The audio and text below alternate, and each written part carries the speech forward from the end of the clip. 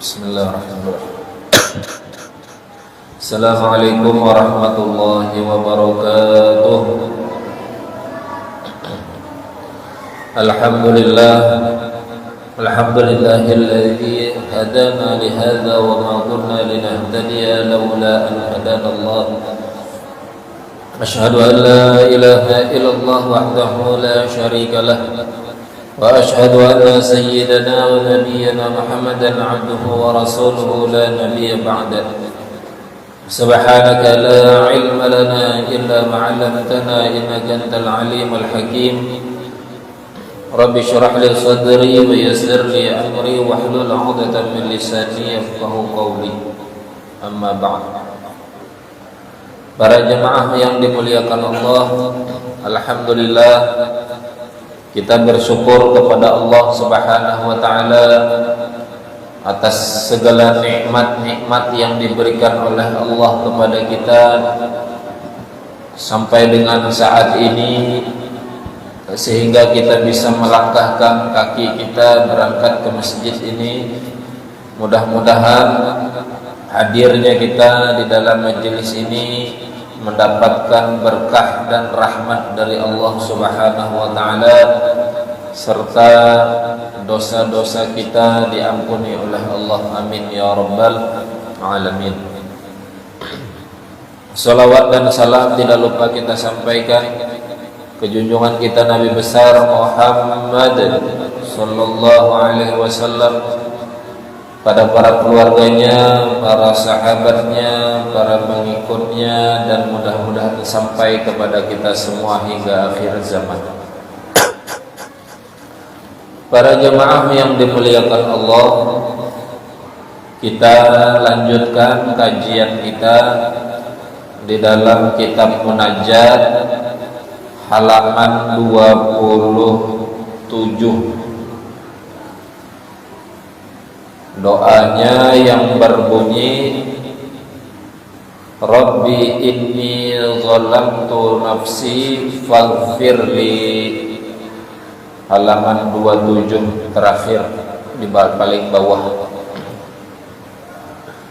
Rabbi inni zalamtu nafsi faghfirli.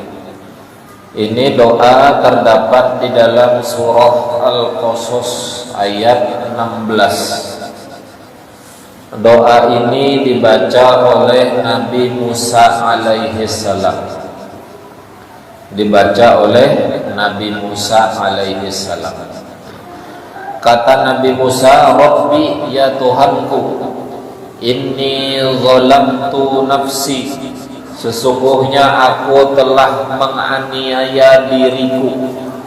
Faghfirli, maka ampunilah aku. Jadi Nabi Musa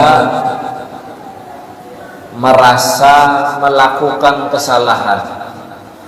Jadi bila sudah kita itu melakukan kesalahan, berbuat kesalahan, itu sama dengan artinya menjolimi diri sendiri. Bila kita melakukan dosa, itu sebenarnya perbuatan dosa yang kita lakukan itu sebenarnya menjolimi diri kita sendiri.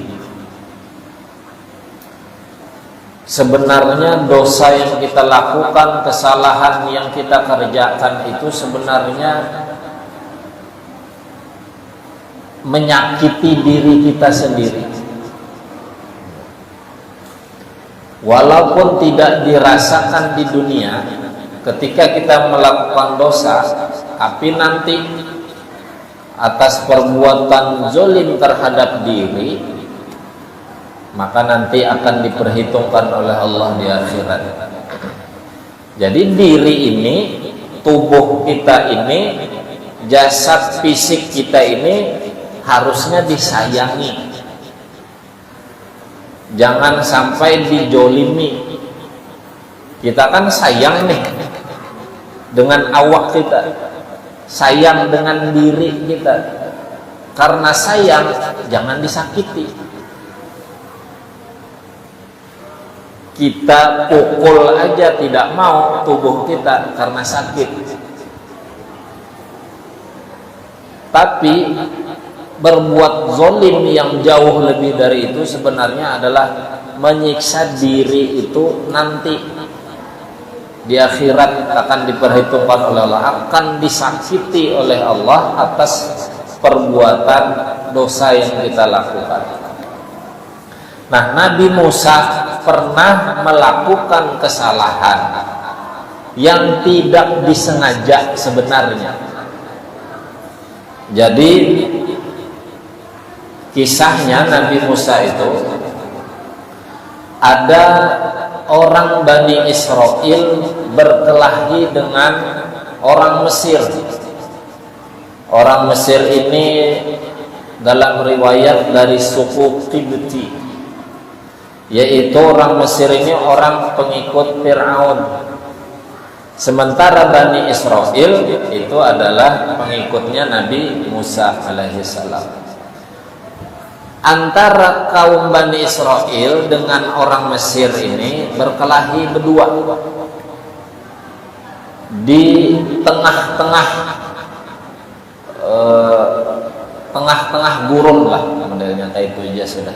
Tidak ada yang tahu kecuali saat itu Nabi Musa lewat di situ.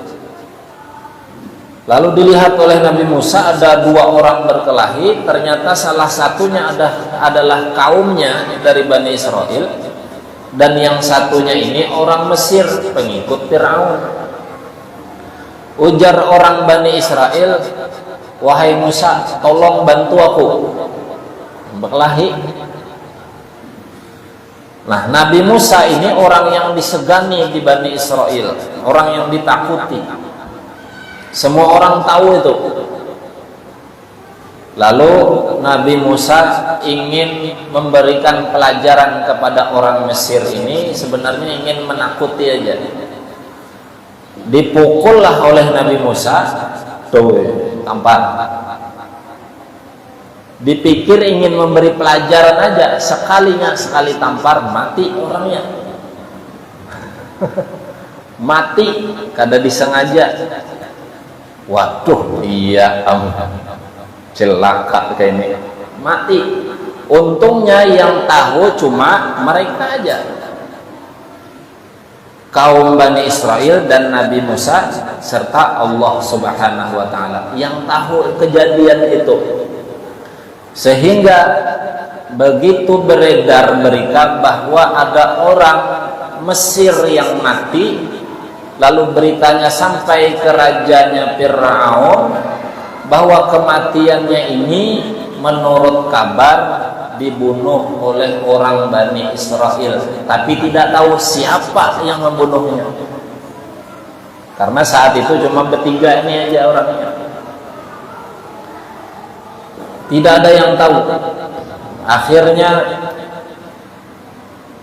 suatu ketika kemudian terjadi lagi perkelahian antara kaum Bani Israel dan orang Mesir.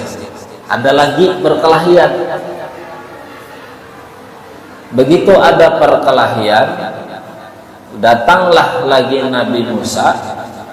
Ujar orang Bani Israel, "Wahai Musa, tolong lagi." Jaka bahasa kita nih. Ujar Nabi Musa, "Ada jara apa sudah tertampar orang mati." Jaka bahasa kita tuh kayak itu. Kada ini perbuatan setan, ujar Nabi Musa. Begitu dikisahkan dalam surah Al-Qasas. Ini salah, berkelahi tidak benar, ini perbuatan setan. Jar Bani Israel, "Tolong, takutankah?" Aku takutan karena ini perbuatan setan. Akhirnya ketahuan. Ujar orang Mesir, "Oh, berarti yang semalam orang kita yang mati itu Musa yang membunuhnya." Akhirnya ketahuan. Nah, Nabi Musa membaca, "Rabbi inni zalamtu nafsi faghfirli." Merasa bersalah lalu minta ampun kepada Allah. "Faghfirli," ampuni aku ya Allah. Nah, kita pun sama, apalagi kita Nabi aja memang tidak disengaja. Nah, apalagi kita, dosa kita ini yang tidak disengaja ada, yang disengaja banyak. Itu kita. Maka sangat pantas kita ini minta ampun kepada Allah Subhanahu wa taala. Banyak-banyak istighfar. Sebanyak apapun dosa kita, kalau kita minta ampun, kalau kita bertobat kepada Allah, pasti Allah ampuni. Karena ampunan Allah itu jauh lebih besar daripada murkanya, daripada dosa yang kita lakukan. Jangan pernah menganggap bahwa saking banyaknya dosa sudah tidak ada ampunan lagi, tidak perlu lagi bertaubat, sudah biar aja berdosa, biar aja masuk neraka. Jangan. Minta ampun setiap hari atas dosa yang kita lakukan, istighfar sebanyak-banyaknya. Bahkan Nabi kita Muhammad SAW, orang yang dijamin masuk surga, orang yang tidak pernah melakukan dosa, menurut riwayat kadang-kadang beliau 70 kali membaca istighfar sehari. Ada riwayat lain menyebutkan 100 kali sehari beristighfar, minta ampun melawan Allah. Apalagi kita. Siapa tahu habis melakukan dosa istighfar mati, selamat kita. Jangan sampai dosanya dilakukan, istighfarnya tidak, mati. Nah itu bahaya. Nah harapan kita setelah minta ampun ini, minta maaf biar istighfarnya Allah ampuni, kemudian begitu ajal sampai, selamat kita, karena sudah minta ampun dengan Allah. Walaupun besok umpamanya tergoda lagi untuk melakukan dosa, tapi jangan pernah lemah, jangan pernah surut, jangan pernah putus asa untuk minta ampun. Minta ampun terus. Aku hari ini tobat sudah, ampih minum minuman umpamanya, tobat sudah aku, minta ampun ya Allah, ulun minta ampun. Malam tadi mabuk umpamanya nih, siang sadar minta ampun ya Allah, ulun menyesal mabuk malam tadi, minta ampun, diampuni oleh Allah. Esok sekalinya kawan datang, apa kita aja mabukkah lagi, kada aja, aku sudah tobat minta ampun, tenang aja kawan, aku yang menaraktir. Namun itu barangnya boleh pulang. Tapi itu ada apa-apa, minta ampun lagi. Cuman ini jangan jadi dalil. Kalau mati, kalau mati, jangan jadi dalil. Oh kawaja sampat aja nih isok minta ampun, biar malam ini mabuk, isok sadar minta ampun, jangan bus ya mati. Tapi jangan pernah meninggalkan istighfar, minta ampun kepada Allah. Ada orang dalam riwayat yang masyhur, orang ini sudah membunuh 99 orang, dibunuhnya. Ayo, banyak. Kemudian ingin bertobat kepada Allah, kayak apa caranya bertobat? Lalu datanglah ke tuan guru. Wahai tuan guru, ulun nih hendak bertobat. Bagus gitu. Dosa ikam apa? Dosa ulun sudah membunuh 99 orang. Oh, kada kawak itu sih. Kebanyakan. Kada diampuni Allah ikam. Sangkal disambat guru itu. Padahal nak tobat, ujarnya guru ini maulah aku sangkal.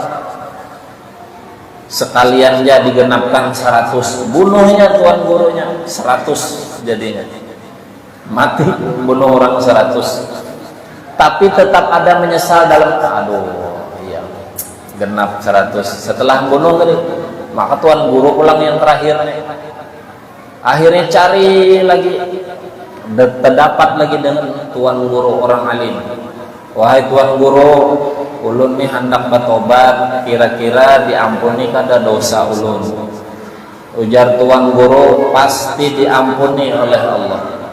Bujurah inggih pasti Semalam ada tuan guru ai yang bepadah kada.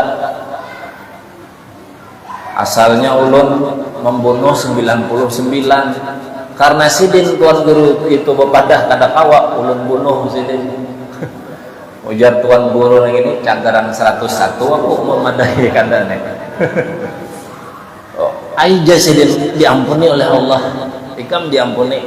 Nah, setelah itu kayak apa caranya tuan guru supaya ulun ini taubatnya nih, kayak apa caranya? Ikam jar tuan guru ini tulak ke negeri sebelah, di sana ada orang alim belajar menuntut ilmu di sana, taubat di sana, insya Allah dibimbing sidin. Begitu berangkat di pertengahan jalan mati, habis umur. Niat tadi hendak bertaubat mendatangi tuan guru, tapi di pertengahan jalanan mati. Kemudian datanglah dua malaikat, satu malaikat rahmat, satu malaikat azab. Ujar malaikat rahmat, ini bagianku karena inya berangkat niatnya untuk bertaubat. Ujar malaikat azab, ini bagianku, inya belum sampai lagi ke tujuan, belum sampai lagi busiahai, belum sampai itu berbuat dosa, ini bagian aku. Berabut dua malaikat, lalu Allah mengutus malaikat Jibril. Sana di tengahi dua malaikat tuh kena tumbur roh dangar. Turunlah malaikat Jibril. Ada apa ajar malaikat Jibril? Ujar malaikat rahmat, nih orang meninggal niatnya hendak bertaubat tapi belum sampai ke tujuan, tapi sudah niat taubat, harusnya dapat ampunan Allah. Ujar malaikat ajab, kada, belum sampai lagi, ini bagian aku. Ujar malaikat Jibril, kain aja kita ukur dari mana dia berangkat sampai mana dia ke tujuannya, diukur kira-kira banyakan mana sudah perjalanannya. Bila perjalanan ini lebih panjang dari sudah hendak sampai ke tujuan, maka dia diampuni, bagian malaikat rahmat. Tapi bila masih jauh lagi perjalanannya, belum sampai separuh lagi, maka ini bagian malaikat azab. Ujar malaikat Jibril nih, akhirnya diukurlah, kira-kira meterannya kada tahu juan kayak apakah, diukur malaikat mengukur. Ternyata pas di tengah-tengah perjalanan, pas cuman rabahnya nih, rabah ke sana nah.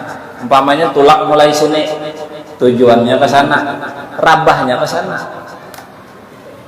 matinya nih, gugurnya ke sana, berarti terpanjang nih sudah. Untungnya rabahnya tuh ke sana. Jika rabah tebulik kayak ini, nah ini rabahnya ke sana. Dapat ampunan Allah. Artinya jangan menyia-nyiakan kesempatan.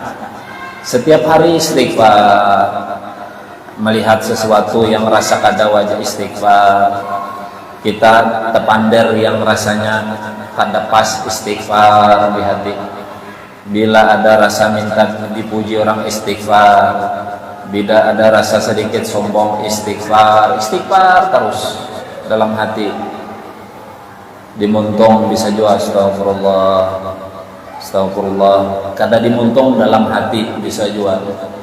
Minimal tadi 70 atau 100 kali sehari bila hendak menghormati Nabi itu 70 atau 100 istighfar. Nah, Nabi Musa melakukan kesalahan, kada sengaja memukul orang, sekalinya mati. Nah, lalu minta ampun kepada Allah, Rabbi inni zalamtu nafsi faghfirli, maka ampuni aku telah menjolimi diriku. Nabi Adam sama juga dahulu, karena Nabi Adam pernah melakukan kesalahan di surga, Sudah tahu kita masyhur kisahnya, Nabi Adam memakan buah daripada pohon yang dilarang oleh Allah, lalu dikeluarkan dari surga bersama istrinya. Apa doa Nabi Adam? Rabbana zolamna anfusana wa illam taghfir lana wa tarhamna lanakunanna minal khasirin. Hampir sama aja maknanya. Rabbana, wahai Tuhan kami, zolamna, kami telah menjolimi diri kami. Artinya Nabi Adam dan Siti Hawa menjolimi diri, berarti melakukan salah, melakukan dosa, itu hakikatnya sebenarnya menjolimi diri sendiri. Itu hakikatnya. Walaupun saat hidup di dunia tidak terasa terjolimi langsung diri kita karena perbuatan dosa kita, tapi nanti di akhirat pasti diadili oleh Allah. Cuman Allah itu sangat adil, makanya kita minta ampun terus.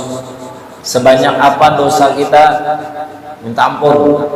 Bisa jadi ampunan-ampunan ini menjadi amal ibadah, menjadi ganjaran pahala. Istighfar itu kan zikir. Selain zikir dia bernilai ibadah. Selain bernilai ibadah, minta ampun pasti diampuni. Karena di akhirat ditimbang, dihisab kita ini, ditimbang amal. Banyak mana antara dosa dengan pahala? Umpamanya 1% aja selisih. 1% aja selisihnya umpamanya nih. Dosa 49%, amal kebaikan pahala 51%. 1% aja selisih, masuk surga. Surga masuk. Makanya bisa jadi istighfar tadi membarati amal kebaikan, menambah barat. Jadi jangan ditinggalkan istighfar. Tapi kalau 1% lebih banyak dosa daripada pahala, neraka kita. Ayo, 1% aja selisihnya. Makanya sebisa mungkin dalam hidup sehari-hari kita, jangan tidak ada ibadah. Aktivitas itu kalau bisa bernilai ibadah. Kalaupun ada dosa yang kita lakukan, tapi harus banyak ibadahnya daripada dosa yang kita lakukan. Makanya Allah berfirman, wa ma khalaqtul jinna wal insa illa liya'budun. Tidak aku ciptakan, ujar Allah, jin dan manusia kecuali untuk ibadah. Jadi setiap hari itu harusnya aktivitas itu bernilai ibadah. Mulai bangun guring, sembahyang subuh, habis sembahyang subuh umpamanya beraktivitas begawi atau sarapan, dahulu makan, begawi. Niat begawi mencari nafkah untuk keluarga, anak istri di rumah, ibadah nilainya. Berpahala, beribadah, begawi. Diniatkan. Sampai waktu sembahyang zuhur, sembahyang zuhur ibadah. Habis zuhur begawi lagi, ibadah lagi. Karena asar sampai ibadah lagi, sembahyang. Sampai balik ke rumah karena mendapat anak, mendapat bini, anak diajari di rumah, diajari mengaji kan, diajari baca Quran apa, ibadah lagi. Ibadah terus nilainya. Sampai guring pun diniatkan esok supaya sigar awak, supaya sehat, supaya bisa begawi lagi. Karena begawi tadi mencari nafkah untuk keluarga, nilainya ibadah. Maka guringnya pun nilainya ibadah di hadapan Allah. Nah itu maksud wa ma khalaqtul jinna wal insa illa liya'budun. Kada cuma nang sembahyang, kada cuma puasa, kada cuma sedekah, itu ada. Semua gawian-gawian, aktivitas-aktivitas, bahkan guring kita pun bernilai ibadah. Nah lebih banyak ibadah daripada dosa, insya Allah masuk surga. Nah kira-kira itu yang bisa ulun sampaikan. Mudah-mudahan ada manfaatnya. Insya Allah kita sambung lagi minggu yang akan datang. Mudah-mudahan kita semua sehat, panjang umur, berkah hidupnya dunia akhirat, diberikan keistiqomahan dalam beribadah, diberikan keistiqomahan dalam menuntut ilmu, berkah ibadah yang kita kerjakan, ilmu yang kita dapatkan. Allah wafatkan kita semua dalam keadaan husnul khatimah dan dimasukkan oleh Allah ke dalam surganya bighairi hisab. Amin ya rabbal alamin. Akhiri hasbunallahu ni'mal wakil wallahul muwaffiq ila aqwamit thoriq. Wassalamualaikum warahmatullahi wabarakatuh.